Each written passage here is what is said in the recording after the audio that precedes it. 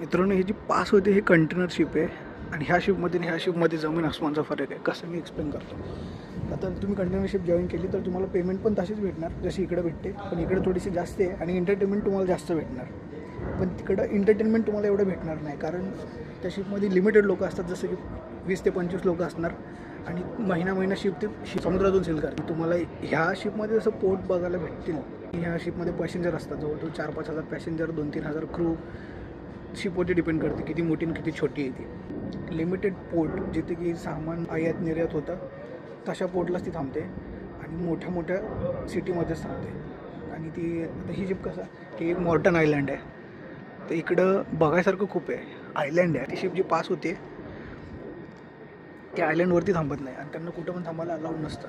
आता ती I think ती शिप ब्रिस्बेनवरून निघाले, कारण इकडे ब्रिस्बेन जवळ आहे. आणि ही शिप सिडनीवरून केन्स, जसं की ऑस्ट्रेलियाचं पूर्ण राऊंड घेते आणि छोट्या मोठ्या सिटीमध्ये सगळीकडे जिथं जिथं बघायसारखं काही आहे तिथे थांबते. प्रकारे बोलायला गेलं ना, ते एक स्टँडर्ड जेल आहे जिथे फक्त 20 ते 25 लोक लिमिटेड कामं करतात. डिपेंड करतात तुम्हाला काय आवडतं, पण ट्राय करा.